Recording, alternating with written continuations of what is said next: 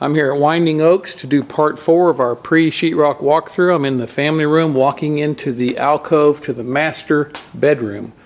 I see a closet to my left, and looking up and down, there's no electrical or plumbing. Whoop, there is. There is a outlet box above the header for a fluorescent light in this closet.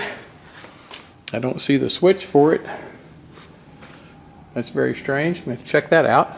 Actually, I see a low voltage wire going to it, so maybe low voltage. Looking up at the ceiling in the alcove is a smoke detector, 6-inch recess can, and a red wire doing something with the alarm system. And across the alcove is a 1-gang switch and a plug down low. As I walk into the master bedroom, there's a plug down low to my right. Walking along that same wall in the center is a plug and a TV outlet, followed by another plug. Looking at the back wall where the 3 windows go, there's a plug right below the center window, a plug that'll be in the baseboard. I have a plug on the west wall here. Just to the left of center, I have looks like a Cat 5 outlet and a plug. And then on the wall that backs up to the bathroom, I've got another plug here. And then back towards the entrance to the room, I've got a plug on this wall with a 2-gang switch. As I go back to the entrance to the master bedroom and looking up, I've got a smoke detector and a 6-inch recess can. This is a very interesting ceiling. We have a cove light set up around the perimeter of this room, as you can see from this shot. There's a cove that runs along there. And then we have a drop-down fur down in the middle that has a cove around it as well, as you can see from this shot. And we have low voltage wiring at both locations. Actually, it's not there yet. It's something that it's on the electrician's punch list to get that in. On either side of that drop down is some speaker wiring, as you can see from that shot right there. There are 4 recess cans in the ceiling, 1 here, all 4 corners, 1 here, 1 over here. And if I can walk over this way, you'll see the 4th one right there on this end of the room. And in the middle of the drop down in the ceiling is a chandelier outlet. So the only thing remaining to be installed here is the low voltage wiring for the cove, the 2 coves. There's a return air over here on the wall between the master or it's on the ceiling of the wall between the master and the bathroom. And then there are 2 supply grills over the windows, one over the left window, over here, one over the right window.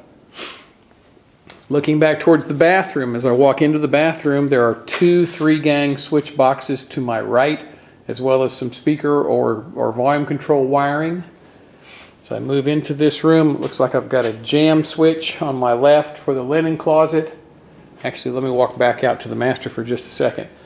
The 2-gang switch that I see coming into the master also has 3 low voltage wires above it, a blue one, a white one, and a red one, probably for a volume control and a keypad. There's also a thermostat wire in that same joist space of the master bedroom.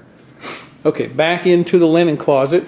There's got to be some lighting in here. So it looks like, yeah, there's a single outlet above the header for a fluorescent light. Weaving my way around towards the vanities. The first vanity, there's the plumbing in the wall there, 2-gang switch to the right, speaker wire in the wall or volume control, whatever that happens to be, and a vanity outlet to the left.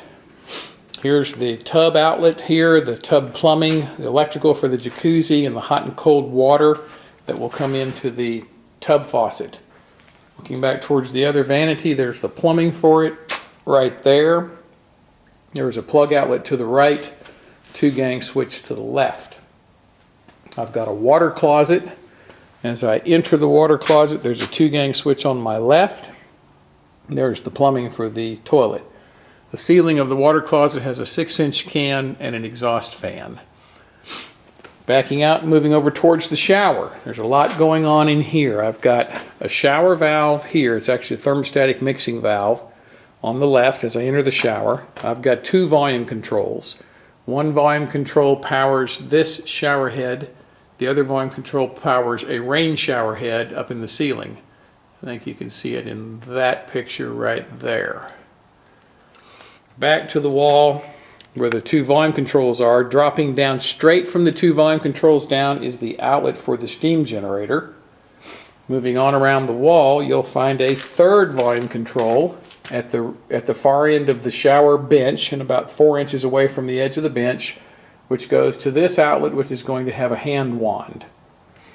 Moving on around the wall to the, as I would enter the shower, it would be on my left, is this low voltage wire, which is going to go to the controls for the steam generator.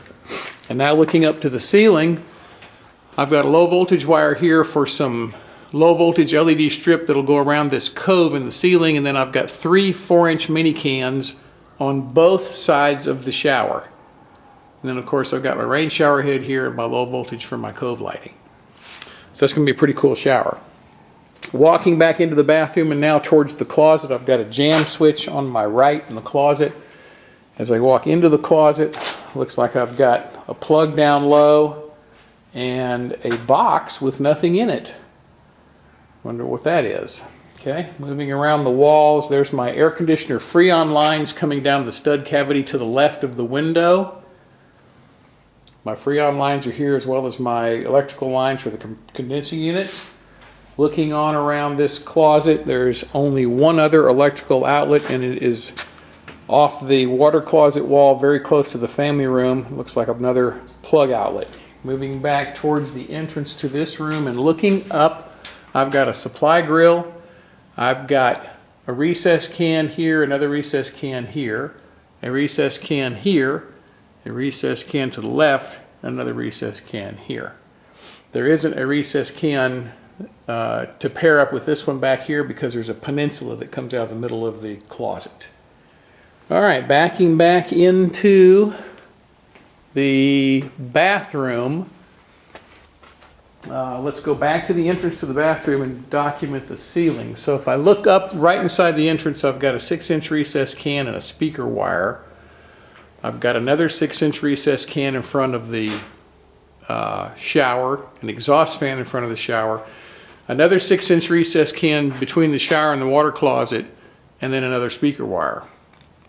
Looking over above the ceiling to the first vanity, I've got 2 6-inch recess cans.